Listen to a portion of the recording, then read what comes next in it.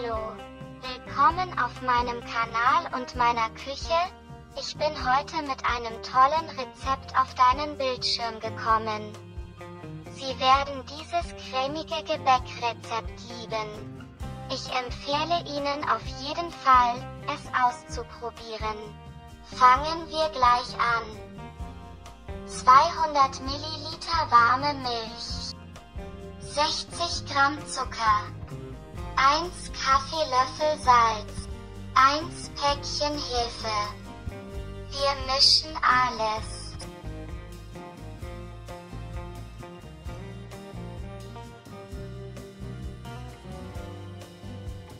Ein Ei, 20 Gramm Butter.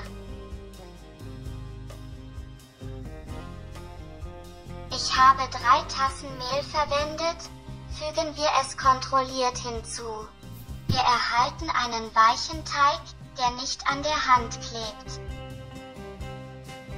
Eine Stunde gären lassen. Kommen wir zur Herstellung der Creme.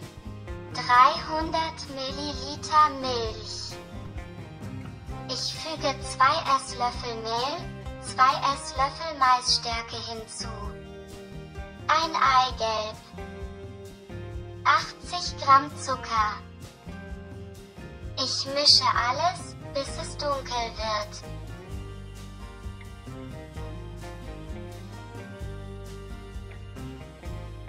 Eins Päckchen Vanillezucker.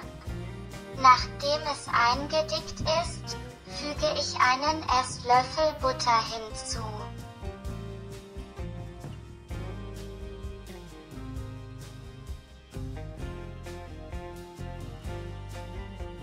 Der Teig ist sehr gut aufgegangen. Eine Stunde später öffne ich den Teig.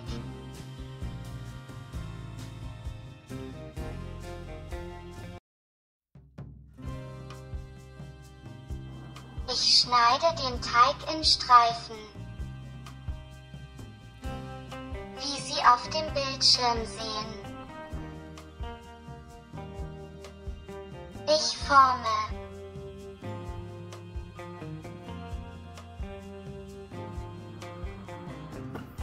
Nachdem ich es auf das Tablett gelegt habe, drücke ich die Creme, die ich zubereitet habe, in die leeren Teile. Ich koche kontrolliert bei 170 Grad. Vergessen wir nicht, eine Mischung aus einem Eigelb und 2 Löffeln Milch darauf aufzutragen. Wie Sie sehen können, war es perfekt gekocht. Ich empfehle Ihnen auf jeden Fall, dieses Rezept auszuprobieren. Ich streue Puderzucker darüber. Ich bitte Sie, meinen Kanal zu abonnieren und die Benachrichtigungsglocke einzuschalten, wenn Sie möchten, dass solche guten Rezepte kommen.